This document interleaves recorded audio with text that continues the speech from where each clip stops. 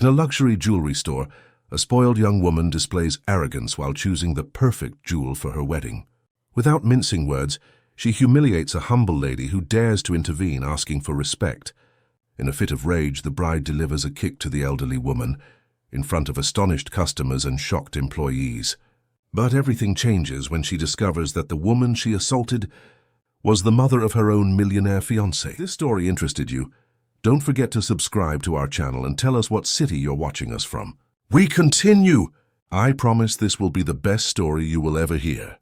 The halls of the Royal Palm Hotel in Miami Beach glittered under crystal chandeliers as the Miami elite celebrated the launch of a new cosmetics line. Amidst champagne flutes and calculated smiles, Letitia Dawson circulated with the ease of someone who knew every inch of that gleaming universe. At 29, with a marketing degree and 500,000 followers as a digital influencer, she personified what many called success. Her red Italian designer dress, chosen specifically to contrast with her tanned skin, captured glances and triggered flashes. "Letitia, look here. Who designed this dress?" a photographer asked. She smiled, adjusting her posture. "Valentino Spring Collection, exclusive in the US." A few yards away, Bernard Pierce observed the movement with a mixture of boredom and curiosity. At 32, he rarely attended such events, preferring the tranquility of the Good Fortune estate, his family's property in rural Florida that had become one of the country's largest producers of specialty coffee. He was only there to represent agribusiness on a sustainability panel scheduled for the next day.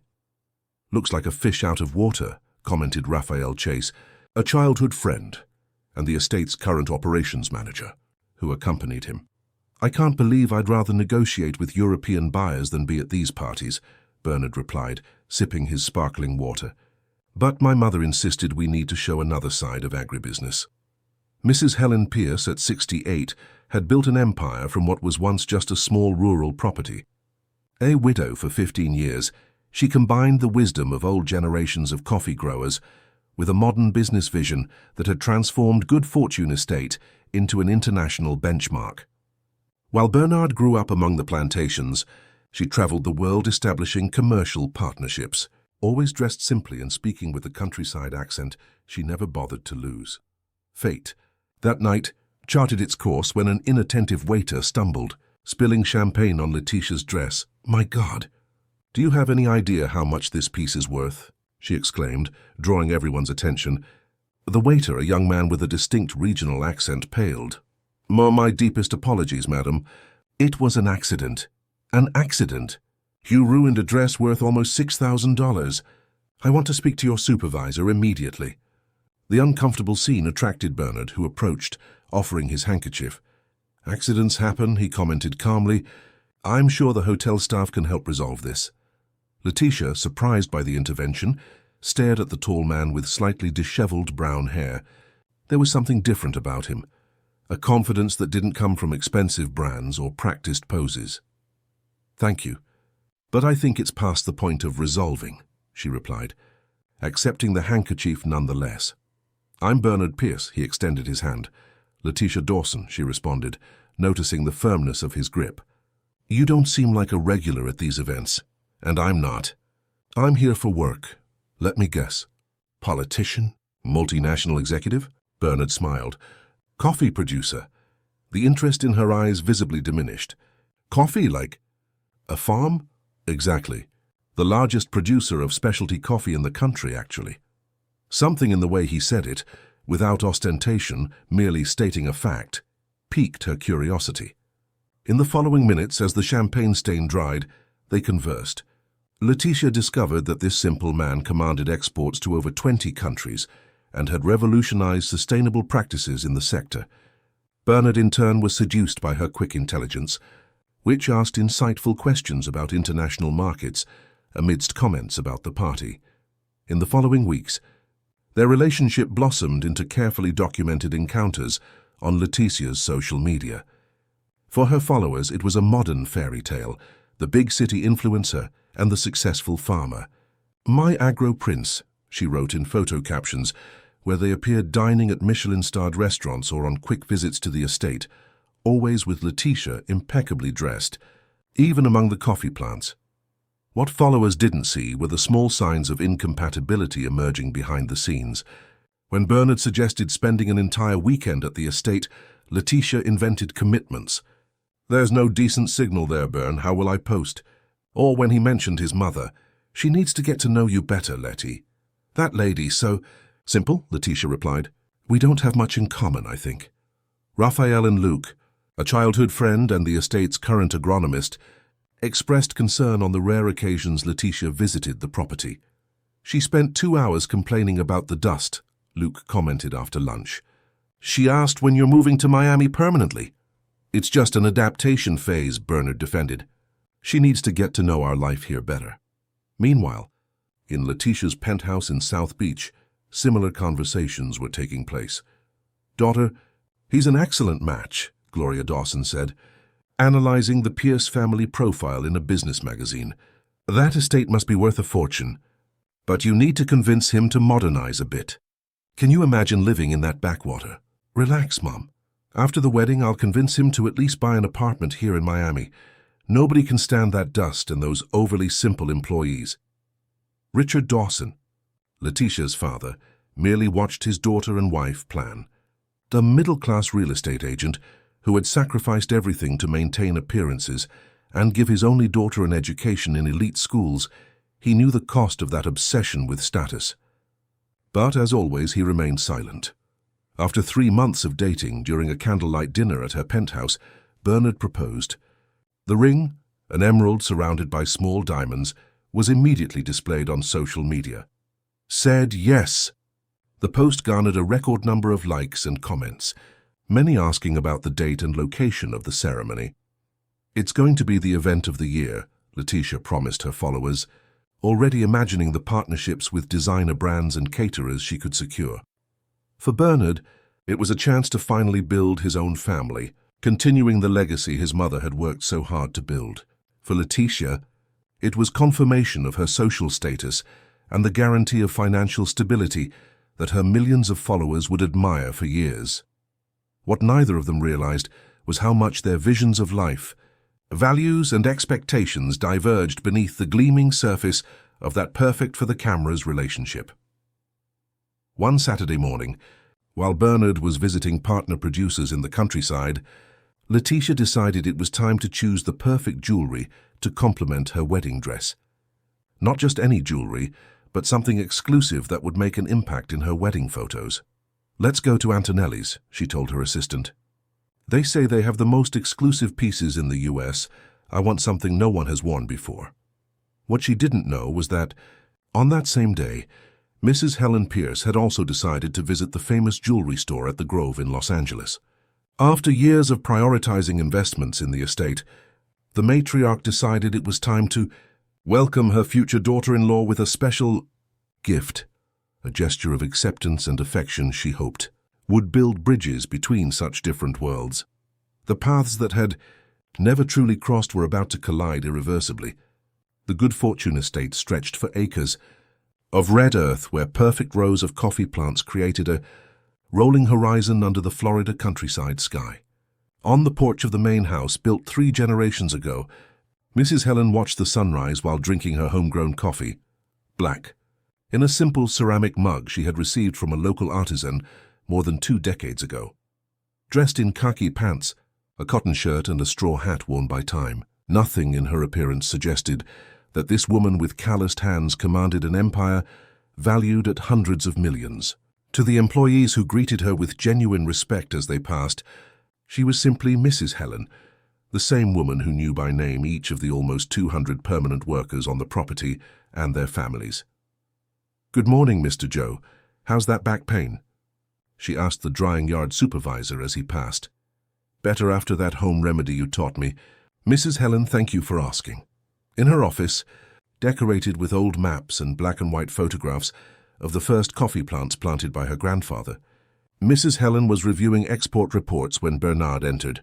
"Mom, we need to talk about the wedding." Helen adjusted her reading glasses. "Sit down, son." "What happened?" "Letitia wants to have the ceremony in Miami. She says the estate is too distant for her guests."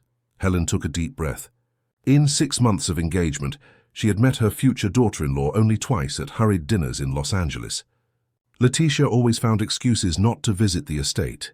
It's your decision, Bernard, but remember that 3 generations of Pierces were married in the estate chapel.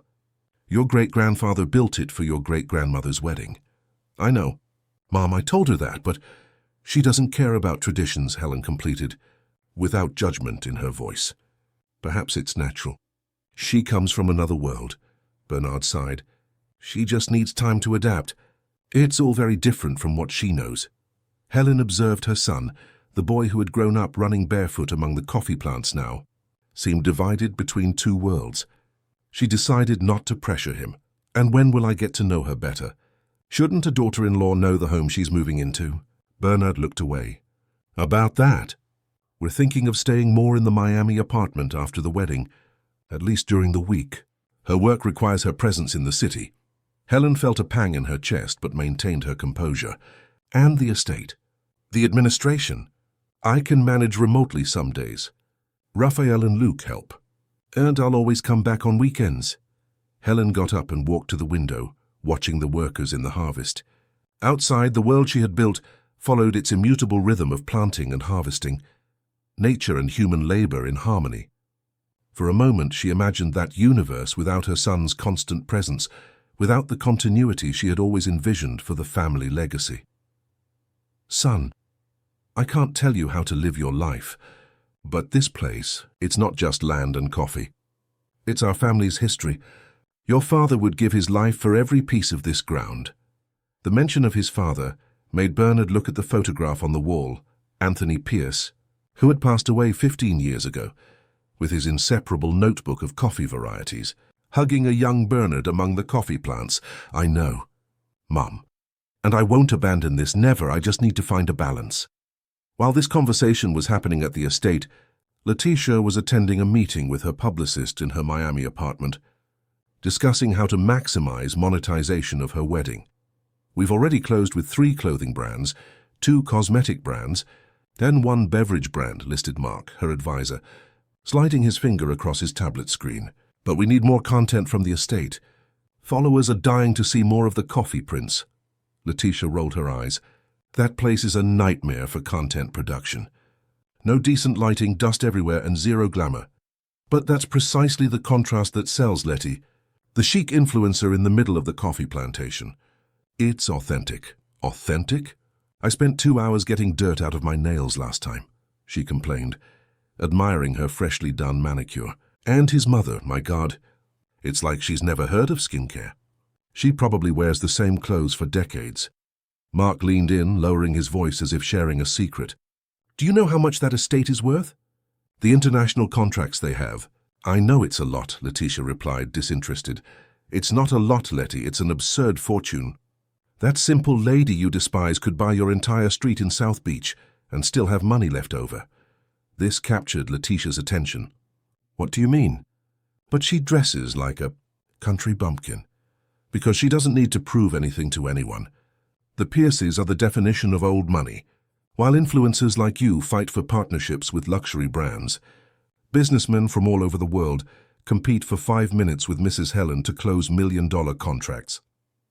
This information made Letitia recalibrate her strategy. That night when Bernard called from the estate, she surprised him. I was thinking, maybe we could have the ceremony in the estate chapel, as you suggested. On the other end of the line, Bernard couldn't hide his surprise. Seriously? But you said it was logistically impossible. I reflected. It's your family's tradition. And we can do amazing decor. Imagine the photos. What she didn't mention was the series of stories she was already planning. From city to country, the transformation of the estate for the wedding of the year.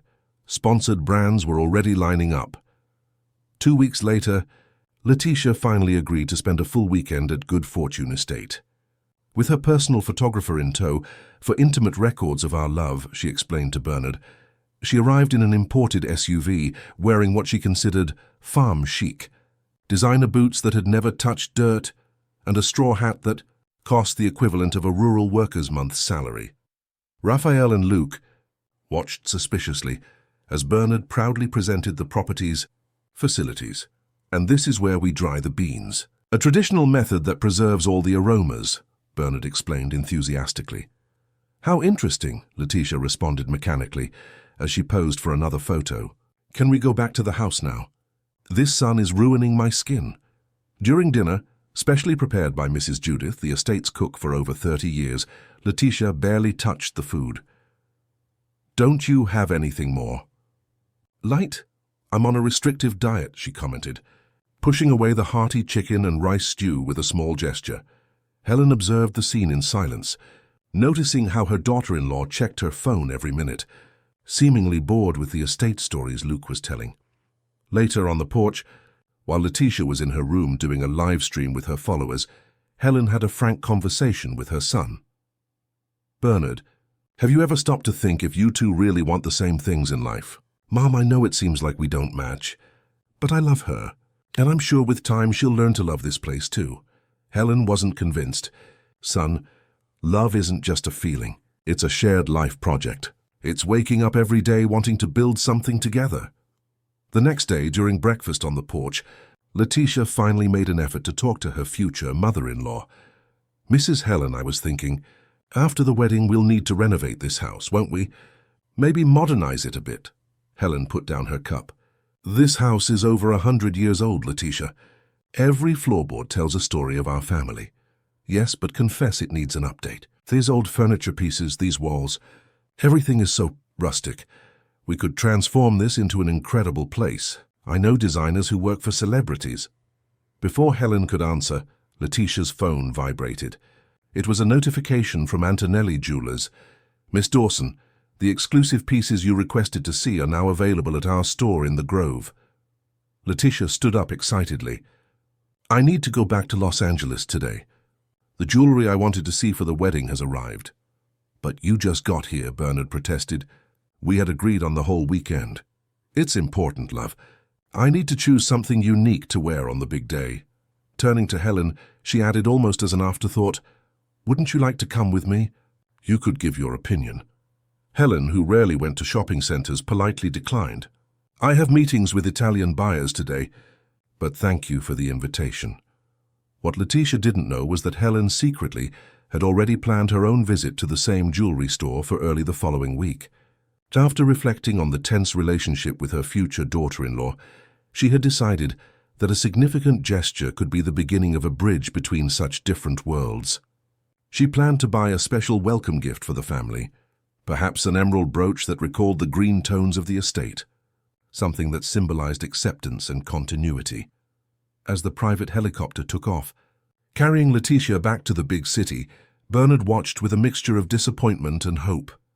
On the porch, Helen placed a hand on her son's shoulder. Do you realize she never asks about the coffee? About how we produce it, about the workers, about our history. She'll learn to love all of this, Mom. She just needs time. Helen didn't answer. In her wisdom, cultivated over decades, she knew that some seeds simply don't flourish in certain soils, no matter how much love is dedicated to cultivation. Antonelli Jewelers occupied a prime space at the Grove in Los Angeles, with its tempered glass facade and discreet security at the entrances. The interior, decorated with noble wood and strategically lit display cases, created an atmosphere of exclusivity where each piece seemed to float in its own universe of luxury. Marina Olson, a sales consultant for 3 years, was arranging the main display when she received a notification from the internal system. Letitia Dawson had scheduled a VIP visit. The 27-year-old adjusted her impeccable black blazer, recalling management's instructions on how to attend to influencers. Special treatment, Marina. They bring visibility to the brand. What no one at the jewelry store knew was that Marina was in her last month of work there. After an incident with an influential client who unjustly accused her of inappropriate treatment, she had been demoted from senior salesperson to junior consultant. The only reason she hadn't been fired was her aunt, Sonia Olson, Antonelli's regional manager, who had fought to keep her, even with a salary reduction. Strength? Marina, she murmured to herself, checking the tablet one last time with the digital catalogue of exclusive pieces separated for Letitia. At exactly 2 p.m., the automatic doors slid open to reveal Letitia Dawson, accompanied by her personal assistant and a cameraman. Even on an ordinary Tuesday, she was made up as if for an important event. Impeccably styled hair, elaborate makeup, designer dress, hand heels that announced her arrival with their characteristic sound on the marble floor. "Good afternoon, Miss Dawson. I'm Marina. I'll be assisting you today." The saleswoman extended her hand, which Letitia ignored, handing her designer bag to her assistant. "I want to see the exclusive pieces. Not the regular catalog, you understand? Something no one has worn before." Marina maintained her professional smile. "Of course. We've prepared a special selection, as requested. Please come to our VIP room." As they walked to the reserved area at the back of the store, Letitia was already filming stories for her social media. "Hi, loves. I'm at Antonelli's choosing the perfect jewelry for my wedding. So imagine something as exclusive as I deserve." In the VIP room with beige walls and velvet armchairs, Marina began to present the carefully selected pieces. Each came with its design history and technical specifications, information that Letitia constantly interrupted. "No, too simple. No, it looks like something anyone could wear. No, my mother has something similar." After 40 minutes of presentations and rejections, Marina brought out what she considered the most spectacular piece in the collection, a necklace of Colombian emeralds with Brazilian diamonds, designed exclusively for Antonelli. "This piece is unique in the world, Miss Dawson. The emeralds were selected by Mr. Antonelli himself in Muzo, Colombia, known for—" "How much does it cost?" Letitia interrupted, already calculating the impact the piece would have in photographs. $850,000, Marina replied, maintaining a neutral tone. Letitia smiled, pleased with the exorbitant price, perfect for casually mentioning on her social media. "My fiancé insisted I choose the best. I'll try it on," she declared, standing up for Marina to place the necklace around her neck. At that moment, the jewelry store doors opened again. A woman of medium height entered alone, wearing cream linen pants, a light blue silk blouse with no visible logo, and comfortable flats. Her grey hair was pulled back in a simple bun, and her only jewelry was a discreet gold watch and a pair of small pearl earrings. Nothing in her appearance suggested that Mrs. Helen Pierce could buy the entire jewelry store if she wanted to. The salesperson who approached her did not immediately recognize her. "Can I help you, madam?" "I'd like to see some emerald pieces, please. I'm looking for a gift for my future daughter-in-law." In the VIP room, Letitia remained dissatisfied with the service. "I'm not feeling any connection with these jewels. Don't you have international designers? Something French, perhaps?" Marina took a deep breath. "Miss, these are the most exclusive pieces in the US. Each one is—" "Look," Letitia interrupted again, "I'm not looking for a history lesson on American jewelry. My wedding will be the event of the year. I need something that makes an impact, you understand? Something that will make people talk for months." Marina felt her face flush, but maintained her professional demeanor. "I understand perfectly. I'll check if we have other options in our special vault." "Do that. And bring more water. This one is at room temperature." As Marina left the room, Letitia turned to her assistant. "This is why I never go to American stores. Zero concept of VIP service." On the other side of the jewelry store, Mrs. Helen was examining some brooches when she heard the familiar voice. She looked up, and through the half-open doors of the VIP room, recognized her future daughter-in-law. She decided not to interrupt. After all, the surprise of the gift would lose its meaning. However, she couldn't help but notice how Letitia treated the employee, who returned with more pieces. "Finally, I thought I'd have to wait until the wedding," Letitia said, not even looking at Marina as she took the glass of water. "And these gloves? Shouldn't you be wearing gloves to handle jewelry of this value?" "So we only use gloves for historical pieces, miss. For regular sales, we keep our hands sanitized so customers can better feel the texture of the pieces." "Regular sales? Are you implying I'm a regular customer?" Letitia's tone rose, attracting glances from other customers. Helen frowned, discreetly observing the scene as the salesperson attending her brought some brooch options. "Not at all, Miss Dawson," Marina replied with forced calm. "I meant that for contemporary pieces, even the most valuable ones, the protocol is—" "Do you know who I am?" Letitia cut in. "Do you know how many followers I have? One post from me can make or break this jewelry store's reputation." Letitia's assistant looked embarrassed. The cameraman continued filming, although he had slightly lowered the camera. "I am fully aware of who you are, miss," Marina replied, maintaining her dignity, "and we are honored by your visit. We simply follow the jewelry store's protocols to ensure the best experience." Experience? Letitia laughed dismissively. "This is far from a luxury experience. At Cartier in Paris, they served me champagne and the designer personally attended to me." Helen, who could now clearly hear the conversation, decided to approach discreetly. She stopped near the entrance of the VIP room, where she could observe without being immediately noticed.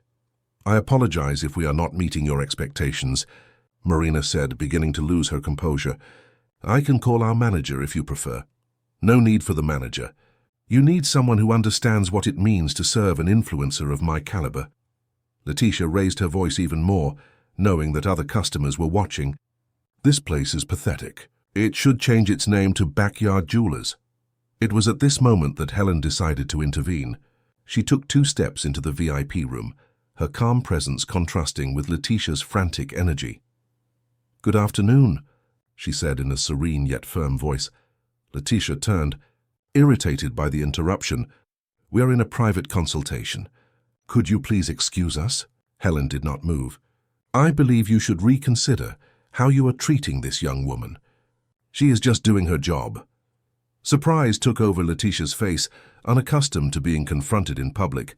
"And who are you to tell me how to act?" "Just someone who believes that all people deserve to be treated with respect, regardless of their position." Marina watched the scene astonished, not knowing how to mediate the situation. Other customers and salespeople were now openly paying attention.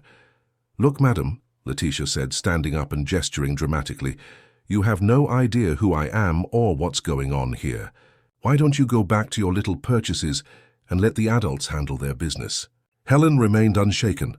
"I know exactly who you are, Miss Dawson, and what is happening here is a demonstration of rudeness and lack of empathy that does not live up to the image you try to project on social media."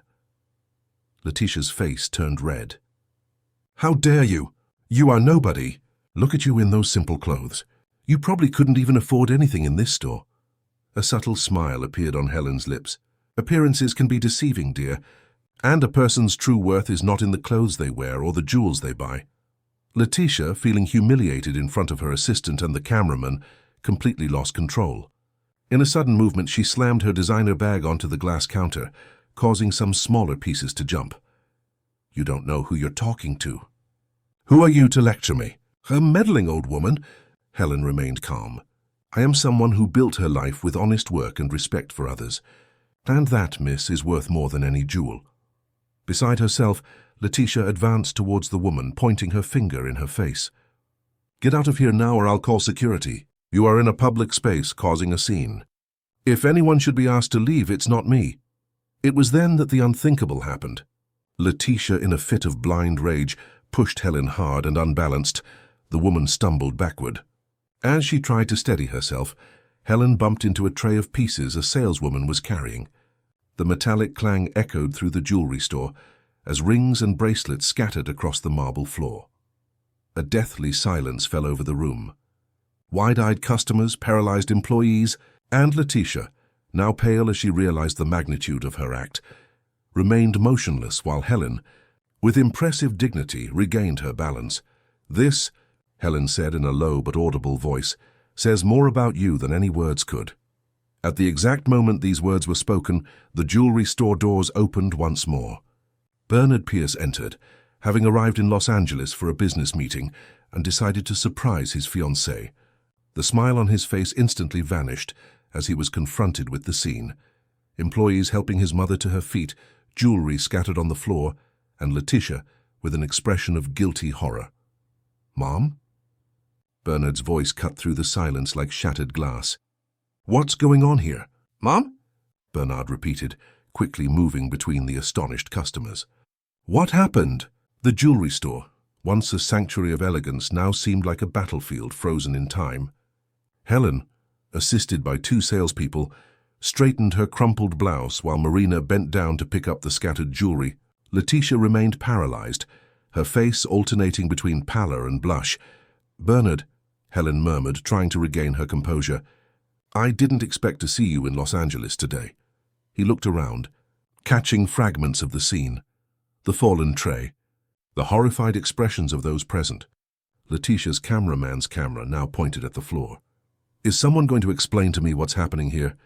His voice, usually calm, vibrated with an unusual tension. Letitia was the first to react, running to hug him. "Love, I'm so glad you're here. There's been a terrible misunderstanding." "Misunderstanding?" Bernard questioned, looking over her shoulder at his mother, who was now politely declining a chair offered by an employee. "This woman," Letitia continued, pointing at Helen without recognizing her as her future mother-in-law, interfered with my VIP service and started lecturing me. When I asked her to leave, she became aggressive, and that's not what happened," Marina interrupted, unable to contain herself in the face of the blatant lie. "Miss Dawson was treating our team with disrespect. This lady merely intervened, asking for more politeness." "And who are you to butt in?" Letitia turned, furious. "Just a common sales girl." Letitia!" Bernard's voice rose for the first time, surprising everyone. "Is this how you treat people?" "You don't understand, Bern. They weren't giving me proper treatment, and—" It was then that Sonia Olsen, the jewelry store manager and Marina's aunt, emerged from the back office. Having observed part of the scene through the security cameras, her expression was one of professional restraint, overlaid with evident indignation. "Mr. Pierce, Mrs. Helen," she greeted formally to Letitia's shock, "I deeply regret the incident. Can we continue this conversation in my office, away from public view?" Letitia paled again. You know each other?" Bernard took a step back, releasing her embrace. "Letitia, this meddling woman in simple clothes whom you assaulted, as my mother." The impact of the revelation plunged the jewelry store into an even deeper silence. An older customer murmured something about youth without values, while Letitia's cameraman, realizing the gravity of the situation, discreetly turned off his equipment. In the manager's office, soberly decorated in neutral tones, with a few framed photographs from Antonelli's 35 years in the US, Sonia offered water and coffee, which everyone declined. Letitia sat as far as possible from Helen, while Bernard remained standing, unable to choose a side in that emotional minefield. Firstly, Sonia began, "I would like to apologize on behalf of Antonelli Jewelers. Our establishment values respect and discretion." "It's not the jewelry store that owes apologies," Bernard cut in, looking directly at Letitia. "I want to understand exactly what happened before I arrived." Sonia nodded and pressed a button on the phone. "Marina, could you please come to my office?" Minutes later, Marina entered, still visibly shaken. Under the crossfire of glances, she recounted the events from the beginning. Letitia's arrogant treatment, the impossible demands, the derogatory comments about the jewelry store, Mrs. Helen's gentle but firm intervention, and finally, the push that almost knocked the older woman down. "That's a lie," Letitia protested, standing up. "She's twisting everything to harm me." "We have security cameras, Miss Dawson," Sonia informed calmly, "and several customers witnessed the incident. Even your own cameraman recorded everything." Letitia slumped back into the chair, her mouth agape in disbelief. Bernard ran a hand through his hair, a gesture Helen recognized as a sign of deep anguish, the same one he made as a child when confronted with a difficult truth. "Why, Letitia?" he finally asked. "Why treat people like that? And my mother? How could you?" "I didn't know it was your mother." Letitia defended herself, tears starting to form in her perfectly made-up eyes. "How could I know? She doesn't look..." "Doesn't look what?" Bernard's voice had an unusual coldness. "Rich? Important? Is that what matters to you?" Helen, who until then had maintained an observant silence, intervened with her characteristic serenity. "Son, don't make decisions in the heat of the moment. Miss Dawson is obviously under great stress with the wedding preparations." "Don't defend the indefensible, Mom," Bernard replied. Then turning to Letitia, "What difference does it make whether you knew who my mother is or isn't? The problem isn't that you pushed my mother. The problem is that you think it's acceptable to push anyone." Marina, who watched the scene awkwardly, made a move to leave, but Bernard stopped her with a gesture. "Stay, please. I want to hear more about how my fiancé treated you and your team." Encouraged, Marina recounted the 50 minutes of service, the constant interruptions, the contempt for explanations, the unreasonable demands, the humiliating comparisons with foreign jewelers. As he listened, Bernard began to see patterns he had ignored for months. The way Letitia treated waiters in restaurants, always finding fault, her disdain for the estate employees, her condescending comments about simple people. These were behaviors he had minimized, attributing them to stress or isolated moments of bad temper. "The cameraman," he said suddenly. "Was he filming all this for your social media?" Letitia carefully wiped a tear to avoid smudging her makeup. "It was to show my choice of the perfect jewel. For our followers to follow every special moment." "Our followers," Bernard repeated with bitterness. "Is that how you see our wedding?" "As content for your networks." In the central courtyard of the mall, news of the incident was already spreading. A customer who witnessed everything had recognized Letitia Dawson and posted a brief account on her own social media. "Just saw influencer Letitia Dawson assault an elderly woman at Antonelli's in the Grove. The mask has fallen." The post was starting to gain shares. In the manager's office, the conversation continued. Helen, recovering from the initial shock, decided it was time to reveal her own purpose at the jewelry store. "I came here today to buy a gift for you, Letitia," she said, surprising everyone. "An emerald brooch that would represent the colors of Good Fortune Estate. I wanted to welcome you to the family, to build a bridge between us." Letitia covered her face with her hands. The reality of what she had done began to hit her, not just as a social blunder, but as the potential destruction of her relationship and, perhaps more importantly to her at that moment, of her public image. "I can fix this," she murmured more to herself than to others. "I can make a video explaining. Say it was a misunderstanding, that I'm under a lot of pressure. You still don't get it, do you?" Bernard shook his head, disillusioned. "This isn't about your image. It's about who you really are when no one is filming." In Bernard's pocket, his phone vibrated. It was Raphael, calling from the estate. "I need to take this," he said, stepping out into the hallway. Alone in the office with Marina and Sonia, Helen looked directly at Letitia for the first time since the incident. "You know, for months I tried to understand what my son saw in you. Today I finally understood." Letitia looked up, surprised. "He saw what you show the world, beauty, confidence, brilliance. And my Bernard has always been like that. He sees the best in people." Helen sighed. "The problem, Letitia, is that relationships aren't made of filters and perfect angles. They are built in moments when no one is watching. When the cameras are off." Marina and her aunt watched in respectful silence, involuntary witnesses to a moment that transcended the commercial incident. Bernard returned, his face even more serious. "It was Raphael. The video of what happened here is already circulating on social media. Someone filmed it with their phone and posted it." Letitia paled. "My God, it can't be." "My reputation?" "Your reputation," Bernard repeated with a humorless laugh. "Is that all you're worried about?" At that moment, Letitia's phone began to ring insistently. Notifications cascaded. Her mother, her press advisor, sponsoring brands. The virtual storm was just beginning. "I need to fix this," she said, standing up abruptly. "My advisor can handle the situation. Explain that it was all a big misunderstanding." Bernard remained motionless. "And was it?" "Of course it was," Letitia exclaimed. "I would never intentionally assault anyone, much less your mother." "You know me, Bern?" The question hung in the air. Did he really know her? Sonia, feeling that the moment required privacy, suggested, "Perhaps you would like to continue this conversation in a more private location." "I can arrange our executive lounge where you won't be disturbed." Helen rose with her characteristic dignity. "I appreciate your kindness, Sonia, but I believe we have caused enough disruption to your store today." "Not at all, Mrs. Helen," the manager replied with genuine respect. "You will always be welcome here."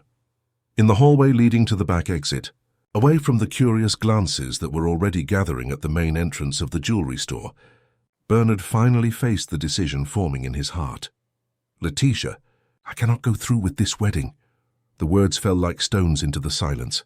Letitia, who was frantically typing on her phone trying to control the damage to her image, looked up in disbelief. "What? Because of this small incident? Bernard, we're talking about our future." "Yes, we are. And today I saw clearly that our values are completely different." He took a deep breath. "I ignored so many signs. Your contempt for the estate, for other people's work, for the simplicity I've always valued. I can change, Letitia promised, clinging to his arm. If I'll learn to love the estate, I'll treat people better, Will you pretend to be someone else?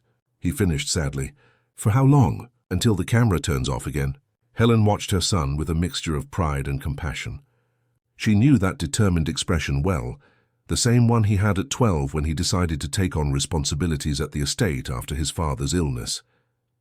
A bond, Bernard said more to himself than to others, is not just a gold ring. It's a commitment to shared values, mutual respect, genuine admiration. Letitia, realizing she was losing not only a fiancé, but also the status and stability the relationship provided her, made one last desperate attempt. It's your mother, isn't it? She never liked me, never accepted me. Don't put that on my mother, he replied firmly. She came here today to buy you a welcome gift for the family, even after all your derogatory comments about her and our way of life.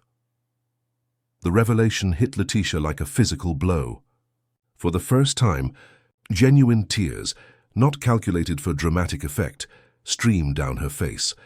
Outside the jewelry store, a small crowd of curious onlookers was forming.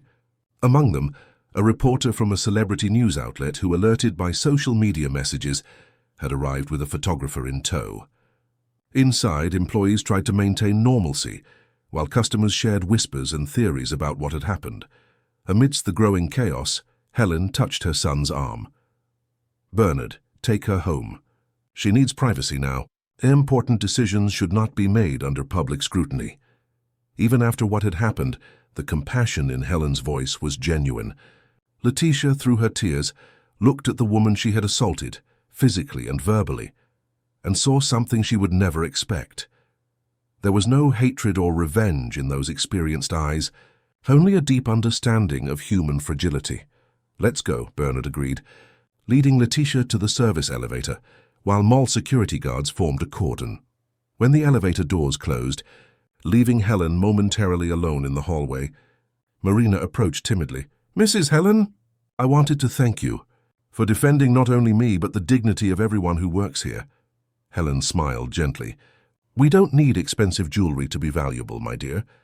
Some of the greatest treasures I've found in life were in people the world considered simple. In the car, as Bernard drove in silence through the streets of Los Angeles, Letitia stared blankly at the engagement ring that now seemed to weigh on her finger. The phone continued to vibrate incessantly, but she no longer had the strength to answer. For the first time in years, she was experiencing something new, the feeling of not being able to control the narrative, of watching her carefully constructed public image crumble in real time. What do I do now? She whispered, more to herself than to him. Bernard glanced briefly at her before returning his attention to the road. Perhaps it's time to discover who Letitia Dawson is without filters, without cameras, without performances. On the horizon, the Los Angeles sky began to darken, announcing a night that promised to be long and difficult for everyone involved. The artificial glow of luxury storefronts faded into the background as the car moved forward, carrying two people who, though physically close, had never been so distant in essence. Fake Letitia, influencer assaults elderly woman, real cancel culture, the hashtags multiplied like fungi in fertile digital soil. In less than 3 hours after the incident at the jewelry store, Letitia Dawson's name had become synonymous with hypocrisy on social media. The video, recorded by an anonymous customer, showed only 30 seconds of the confrontation, but they were the most devastating 30 seconds possible. Letitia pushing an elderly woman who staggered backward as jewelry scattered across the floor. In her penthouse apartment in South Beach, Letitia watched horrified at her laptop screen, while her press advisor Mark and her assistant Patricia frantically tried to control the damage. We've already lost 2 partnerships, Mark informed, sweat glistening on his forehead. Natural Beauty and Coastal Chic Fashion just sent emails cancelling their contracts. Letitia sank further into the Italian design sofa. This can't be happening. I built this career for 6 years. The problem is that the video leaves no room for interpretation, Mark explained, nervously adjusting his glasses. If it were just an account, we could get around it. But the image of you pushing an elderly woman, and now that they know it was your fiancé's mother, ex-fiancé, Patricia corrected inadvertently, immediately regretting it when she saw Letitia's devastated look. The phone on the coffee table vibrated again, the 10th call from Letitia's mother in the last 20 minutes. She finally answered, putting it on speakerphone. "Letitia Dawson!" Gloria's shrill voice filled the room. "What nightmare have you dragged us into? Your father just received calls from 3 clients cancelling business with him. They're associating the Dawson surname with violence against the elderly. Mom, I can explain. Explain. The whole country is seeing the video. You pushed an elderly woman, and not just any elderly woman, your fiancé's mother, heir to one of the largest agribusiness fortunes." Richard, Letitia's father, took the phone. His voice, usually submissive, had an unusual tone of firmness. "Daughter, what happened to you? That's not how we raised you." The sentence hit Letitia with unexpected force. For a brief moment she remembered the girl she had been, before social media, before the obsession with status, before learning that appearances were worth more than essence. "We need an immediate strategy," Mark intervened, ending the call with her parents. "I suggest a video of sincere apologies. No makeup, simple clothes, maybe even with some moments of emotion." "Staged emotion?" Letitia asked bitterly. Mark hesitated. "Well, sincerity would be ideal, but in its absence." The doorbell rang, interrupting the conversation. Patricia went to answer, and returned accompanied by Gloria and Richard Dawson, who had crossed the city in record time after the news. 20 years building a reputation in the real estate market, Richard lamented, slumping into an armchair. To lose everything in 30 seconds of video. Gloria, impeccably dressed even amidst the crisis, got straight to the point. "We need immediate action. I've already contacted that crisis management agency that helped actress Maria Simmons after that scandal last year." "What scandal?" Richard questioned, confused. "Exactly," Gloria replied, as if that proved her point. "No one remembers because the management was perfect. We're going to turn this into a moment of growth for your image, daughter." While the Dawson family planned image recovery strategies, at Good Fortune Estate, the atmosphere was one of silent reflection. Bernard had driven directly there after dropping Letitia at her apartment, preferring the refuge of familiar land to the apartment he kept in Los Angeles. On the porch of the main house, sitting in the same rocking chair his grandfather used, he watched the twilight paint the coffee plants orange, while Raphael and Luke accompanied him in silent solidarity. "I should have listened to you," he finally admitted. "All the signs were there." "You saw what you wanted to see," Raphael replied, pouring a shot of artisanal cachaça produced on the estate. "It happens to all of us." "But not at the expense of my mother's dignity," Bernard retorted, remorse evident in every word. Helen, who had returned to the estate a few hours later in her own car, joined the group on the porch. Despite the tumultuous day, she maintained her characteristic serenity. "How's your ankle?" Bernard asked, noticing she was limping slightly. "Nothing a compress and rest won't fix," she replied, sitting next to her son. "I'm more worried about you." Bernard smiled sadly. "Ironically, for the first time in months, I feel like I see clearly. Do you know what saddens me most?" Helen looked at the coffee plants that represented generations of work. "It's not what happened at the jewelry store. It's realizing that she never really cared about all of this. About our history, about the people who are part of our lives." "Did you see the video?" Luke asked, uncomfortably fiddling with his phone. "What video?" Bernard and Helen asked in unison. Luke showed the screen, where the clip of the confrontation at the jewelry store had already surpassed 2 million views. In the comments, an avalanche of criticism for Letitia and expressions of support for the assaulted lady, whose identity was now widely known. "This won't help anyone," Helen sighed, pushing the phone away. "Turning pain into a spectacle only creates more pain." Meanwhile, Letitia's follower count began to plummet. From her 500,000, she had already lost almost 50,000 in a few hours. More worrying, former school and college classmates began sharing old stories of similar behaviors. "She was always like that," wrote a former college classmate. At graduation, she humiliated the catering staff because the champagne wasn't at the exact temperature she wanted. "I remember when we were interns together," another reported. "She took credit for others' work and stepped on anyone to get ahead." The avalanche of old accounts combined with the recent incident created a pattern that destroyed the carefully constructed image of an authentic and relatable influencer that Letitia projected to her followers. In her apartment, after hours of discussion with family and advisors, she finally recorded an apology video. Following the suggested strategy, she appeared without makeup, wearing a simple white t-shirt, her hair pulled back in an unpretentious ponytail. "Hi, everyone," she began, her voice choked. "I come here today as just Letitia. No filters, no edits, just a person who made a terrible mistake and is deeply sorry." Genuine tears streamed down her face as she continued. "What you saw in the video was the worst moment of my life.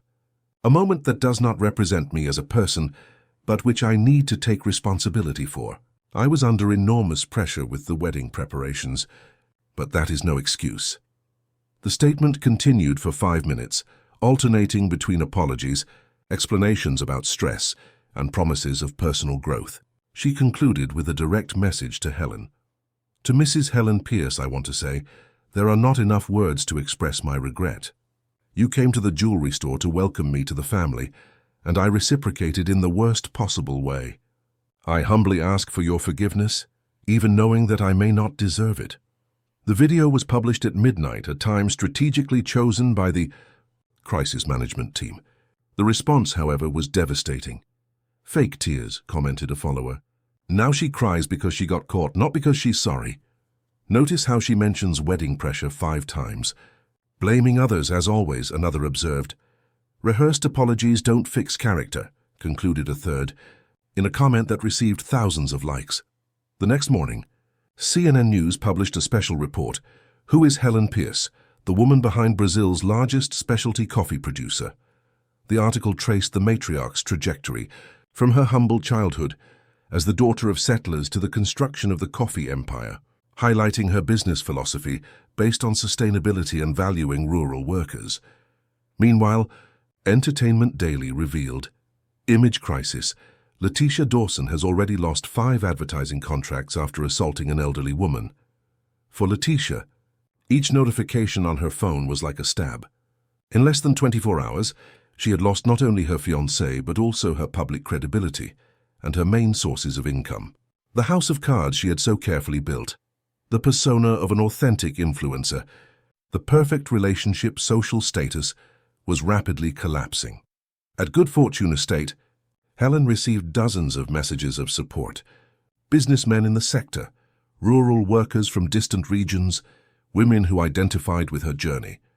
The incident had inadvertently revealed her story to a much wider audience, inspiring especially young women from the countryside who dreamed of careers in agribusiness. "You've become a symbol of resistance against superficiality," Raphael commented, showing the messages arriving on the estate's social media. Helen shook her head. "I never wanted to be a symbol of anything. I just lived according to my values." Bernard, observing his mother, once again realized the stature of the woman who had raised him. While the virtual world delighted in the downfall of an influencer, Helen worried about the real human impacts of the situation. "That young woman needs help. Not public humiliation," she commented as they had breakfast on the porch. "This kind of exposure can destroy someone." "After what she did to you, you're still worried?" Luke questioned, incredulous. "Precisely because of that," Helen replied simply. "Returning evil with evil only multiplies suffering in the world." In Miami, Letitia's situation worsened. The building where she lived had been surrounded by paparazzi, and some residents began to complain about the disturbance. Her doorman had been approached several times by reporters offering money for information about her routine. In her apartment, now feeling like a prisoner, Letitia faced the biggest nightmare of a digital influencer, going viral for the wrong reason. Her social media, once a source of constant validation, now overflowed with criticism and attacks. The digital empire she had built for years disintegrated in a matter of days. Her phone rang, displaying an unknown number. Hesitantly, she answered, "Hello? Miss Dawson." "This is Marina Olson from Antonelli Jewelers." Letitia froze. The saleswoman she had humiliated was the last person she expected to hear from. "I'm calling because—" Marina hesitated, her voice betraying nervousness. "I think we need to talk." "About what?" Letitia asked defensively. "Haven't I caused enough problems for you already?" "Actually, I wanted to propose something. You see, I'm leaving Antonelli's at the end of the month. After what happened, I received invitations to speak about customer service in difficult situations. And what does that have to do with me? I thought perhaps we could, I don't know, make a video together about respect in the consumer environment, something educational, not to expose anyone further, but to turn what happened into a learning experience. The silence on the other end of the line made Marina fear that Letitia had hung up. Why would you do that? Letitia finally asked, her voice softer. Why would you help me after the way I treated you? I'm not doing this for you, Marina replied honestly. I'm doing it because I believe we can turn a terrible moment into something constructive. Besides, she hesitated, Mrs. Helen called me this morning and suggested something similar. The mention of Helen made Letitia choke back tears. Even after everything, that woman still found ways to reach out. I need to think, she replied, hanging up quickly before Marina noticed her crying. Alone in her luxurious apartment, surrounded by expensive objects that suddenly seemed empty of meaning, Letitia faced her reflection in the living room mirror. For the first time in years, she wasn't analyzing her face to find the perfect angle for a selfie. She was genuinely looking at herself, at the person behind the carefully constructed image. Who are you? She whispered to the mirror, not recognizing the young woman with red eyes and a lost expression staring back at her. That night, as social media continued its merciless judgment, Letitia made a decision she would never have considered 24 hours earlier. She completely turned off her phone, disconnected from all social networks, and for the first time in 6 years, faced the silence of her own company without the validating noise of likes and comments. On the other side of the state, in the peace of Good Fortune Estate, Bernard watched the stars twinkling over the coffee plants. Beside him, Helen contemplated the same sky, her silence more eloquent than any conversation. Sometimes, she finally said, we need to lose something valuable to find what is truly precious. Bernard nodded, understanding that his mother wasn't just talking about him, but also about the young woman whose life had crumbled in a matter of hours. Amidst the pain of disillusionment, he felt a strange relief, like a farmer who, after a devastating storm, glimpses the possibility of planting new seeds in land cleansed by the tempest. The coffee plants stretched to the horizon, undisturbed in their eternal cycle of flowering, harvesting, and renewal, like life itself, which even after the most severe storms always finds ways to begin anew. 3 months had passed since the incident at the jewelry store. Autumn now covered the coffee plants of Good Fortune Estate with a particular golden light, as workers prepared for the off-season.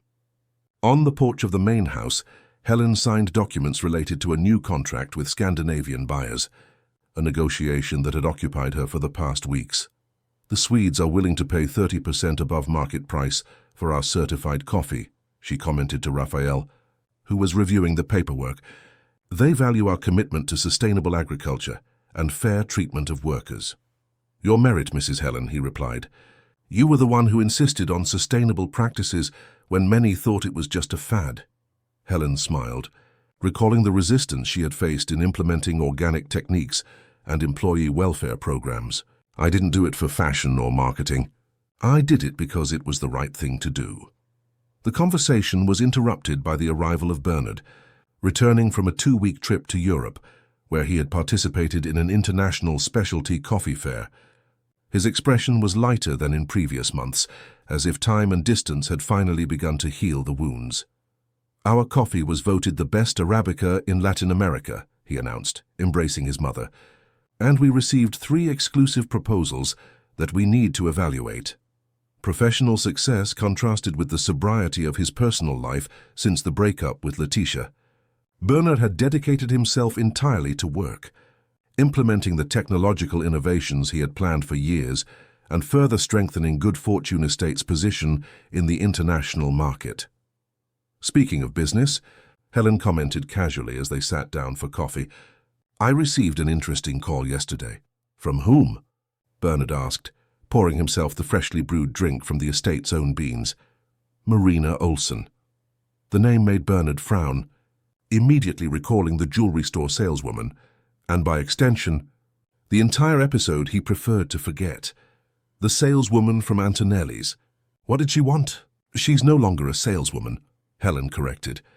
After the incident, She received invitations to give lectures on customer service in crisis situations. Now she's setting up a consulting firm for luxury retail training. Interesting, Bernard commented without enthusiasm. But what does that have to do with us? Helen took a sip of coffee before replying. She's organizing an event on ethics and humanization in the luxury market. She invited me to be the keynote speaker. Surprise was etched on Bernard's face. And you accepted?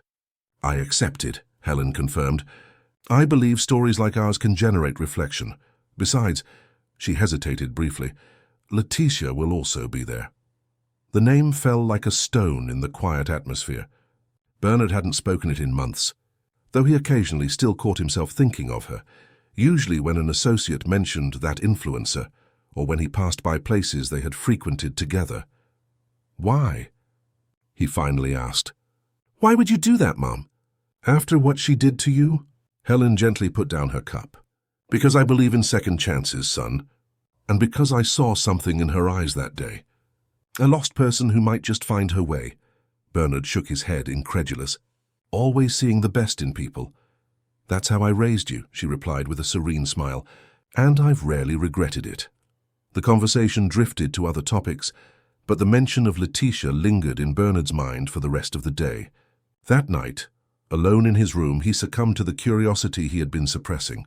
He unlocked his phone, opened Instagram, and typed the name he had avoided for so long. Leticia's account, once filled with selfies, paid collaborations, and records of a seemingly perfect life, was almost unrecognizable. The most recent posts no longer showed the usual elaborate influencer, but a young woman with a simple appearance, without elaborate makeup, often wearing basic clothes in natural settings.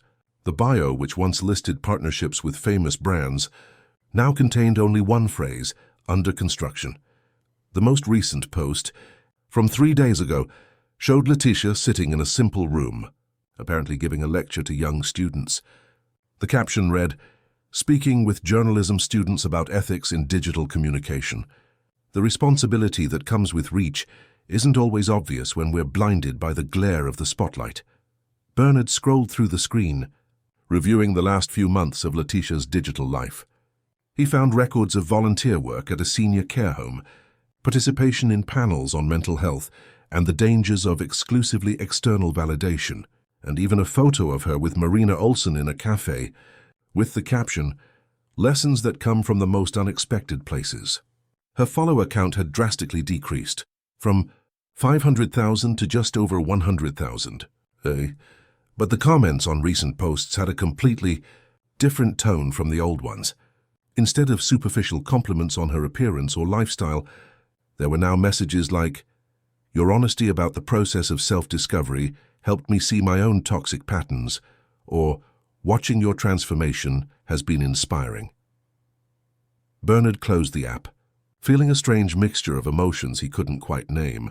There was sadness for what could have been, relief for what wasn't, and a reluctant curiosity about Leticia's apparent transformation. The next morning, during coffee, Helen noticed her son's thoughtful expression. "What's occupying your mind so early, son?" Bernard hesitated before replying. "I took a look at Leticia's social media last night." Helen showed no surprise. "And what did you think?" "She seems different. I don't know if it's genuine or just a new personal marketing strategy. Perhaps it's a bit of both," Helen reflected.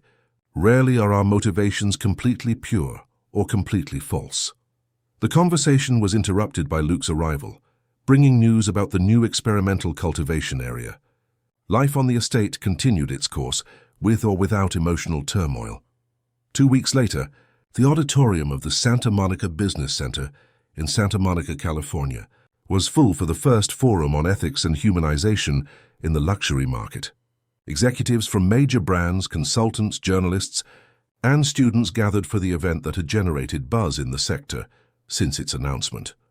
In the front row, Bernard shifted uncomfortably in his seat. He had decided to accompany his mother at the last minute, driven by a curiosity he couldn't fully explain even to himself. Marina Olsen, elegant in a navy blue pantsuit, took the stage to open the event. Her transformation from insecure saleswoman to confident consultant was visible in her posture and the clear voice with which she addressed the audience. Welcome to an event born from a painful moment, but which we hope to transform into an opportunity for growth for all of us. The luxury market often celebrates exclusivity and status, but today we want to discuss how this can be reconciled with fundamental human values: respect, empathy, and authenticity. Marina presented the various panels that would make up the day, culminating with Mrs. Helen Pierce's keynote speech, titled True Value: Lessons from a Life Between the Countryside and Luxury. But first, Marina continued, I would like to invite someone who had the courage to face her own mistakes publicly and transform a personal crisis into collective learning. Please welcome Letitia Dawson. A murmur ran through the auditorium. Many there knew the story of the incident at the jewelry store, which had practically become a case study in crisis management and influencer behavior. Letitia walked onto the stage with hesitant steps. She wore a simple pants and blouse set in earthy tones, her hair pulled back in a low bun, minimal makeup. Nothing in her appearance resembled the ostentatious influencer of before. Good afternoon, she began, her voice slightly trembling. I confess that being here today is one of the hardest things I've ever done. It would be much easier to keep hiding, pretending that day never happened, or creating narratives that would portray me as a victim of circumstances. She took a deep breath before continuing. But the truth is, I wasn't a victim. I was the protagonist of my choices, including the choice to treat people as stepping stones for my self-promotion, to create a digital persona that didn't align with my real values, perhaps because I myself didn't know what my values were. From the audience, Bernard watched intently, looking for signs of falseness or rehearsed performance. He found none. That day at the jewelry store wasn't just a moment of stress or pressure. It was the culmination of years living a life built for external approval. What the public saw was just a flash of a pattern of behavior that I normalized behind the scenes. Letitia then recounted her journey of the past few months: intensive therapy, stepping away from social media, reconnecting with values she had neglected, volunteer work that began as an image strategy but transformed into a genuine commitment. I lost contracts, followers, and most importantly, people I loved, she continued, and her eyes briefly met Bernard's in the audience. But I gained something I never truly had: self-awareness. The question stopped being, how do I look to others? Jan became, who am I really? When she concluded her 20-minute speech, the auditorium remained silent for a few seconds before erupting in applause. They were not enthusiastic claps of celebration, but the respectful recognition of genuine vulnerability. Backstage, as other panelists took the stage, Helen approached Letitia. That was courageous, the older woman said, extending her hand.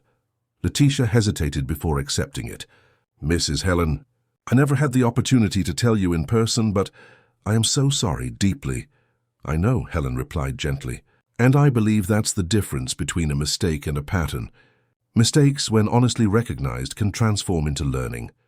You truly are extraordinary, Letitia commented, genuine admiration in her voice. You always were, but I was too blind to see it. Helen smiled. I'm not extraordinary, dear. I just had the privilege of learning early that respect cannot be bought with money or imposed with status. The conversation was interrupted by Marina's approach, who informed them that the next panel would begin in 5 minutes. Helen excused herself and moved away to review her notes, leaving Letitia alone with her thoughts, or almost alone. Turning around, she found Bernard standing a few feet away, watching her. Hello, she said, her voice almost a whisper.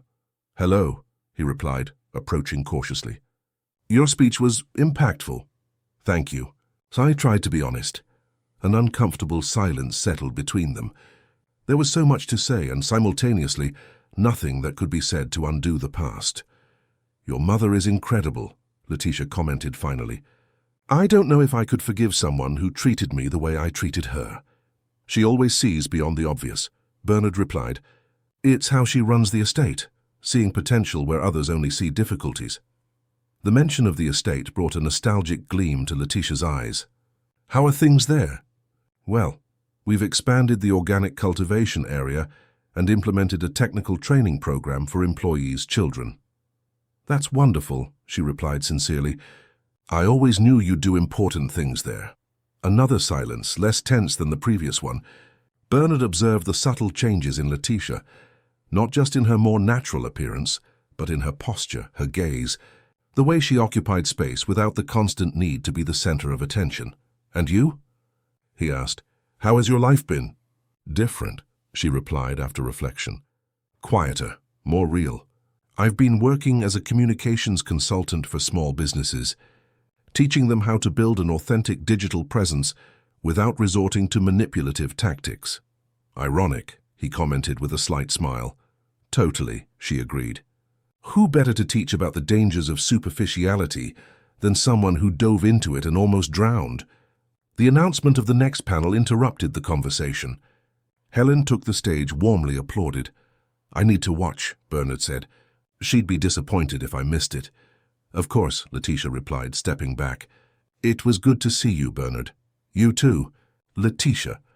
During Helen's lecture, which blended personal stories from her agribusiness journey with reflections on the true meaning of value and luxury, Bernard couldn't help but occasionally glance at Letitia, seated a few rows back. She absorbed every word with genuine attention, occasionally taking notes in a simple notebook.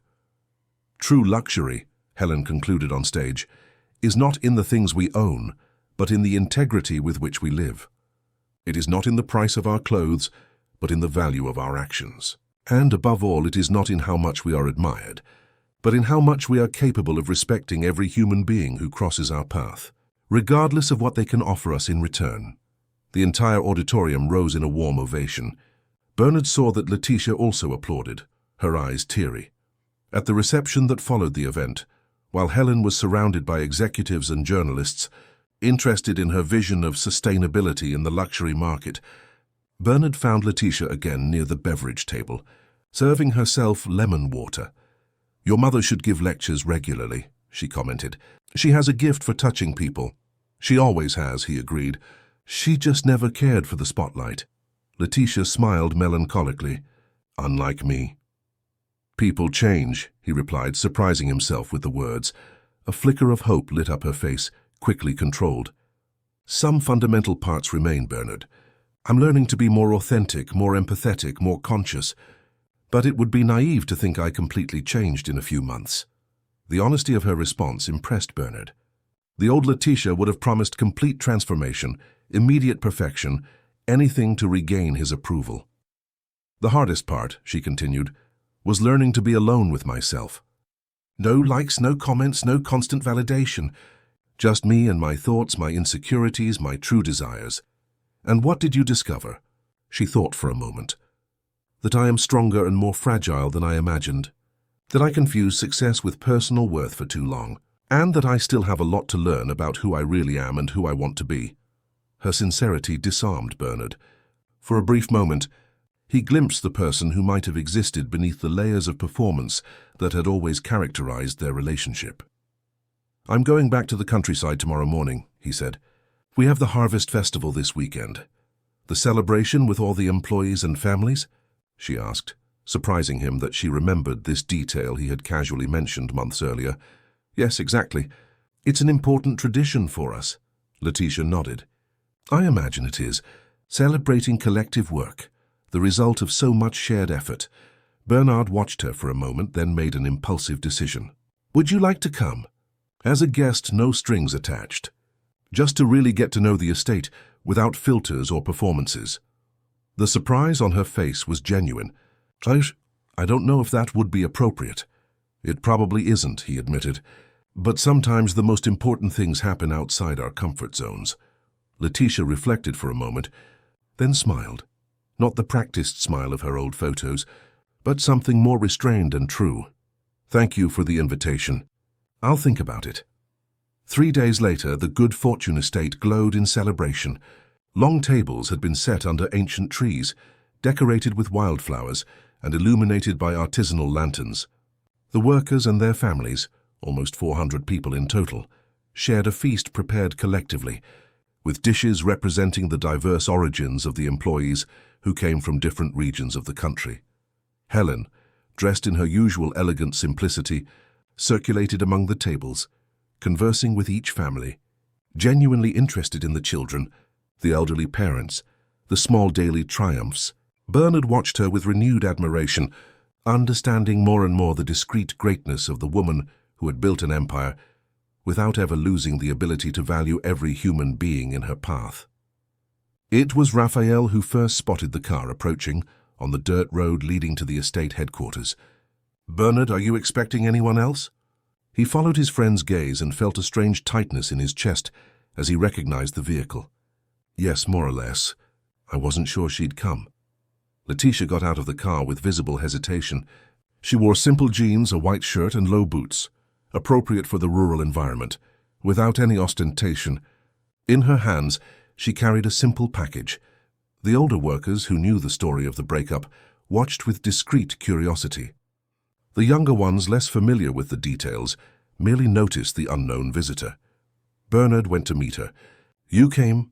"I came," she replied simply. "I hope I'm not causing discomfort." "That will depend on us." Helen approached, greeting Letitia with a surprising hug. "Welcome to our celebration, dear. Come, let's introduce you to everyone." What followed was a lesson in humility for Letitia. Helen led her through the tables, introducing her not as Bernard's ex-fiancée or the influencer from the incident, but simply as a friend who came to experience our party.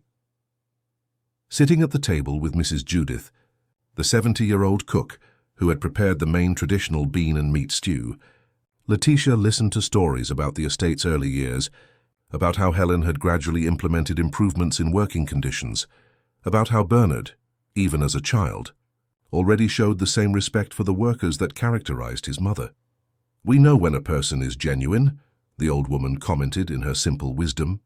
Mrs. Helen never had to say she cared. We felt it. As night fell, when local musicians began to play the viola and accordion, creating an authentic party atmosphere, Letitia found a moment to hand her package to Helen. "It's just a small thank you," she said shyly, "for having me today, even after everything." Helen opened the package to find an old book on traditional coffee cultivation techniques. On the flyleaf, a simple dedication: "To the one who taught me that true value lies in character, not in the price tag." "I found it in a used bookstore," Letitia explained. "The seller said it's rare, a limited edition from the 50s. Helen leafed through the book with evident pleasure. "This is a treasure, Letitia. Thank you for such a meaningful gift." Later, as the employees danced animatedly, Bernard found Letitia observing the starry sky, away from the center of the party. "What did you think of the estate?" "The real estate, not the version you imagined before." She smiled without taking her eyes off the stars. "It's more beautiful than I ever could have imagined. Not for its physical aspects, but for the spirit of the place, for the community you've built."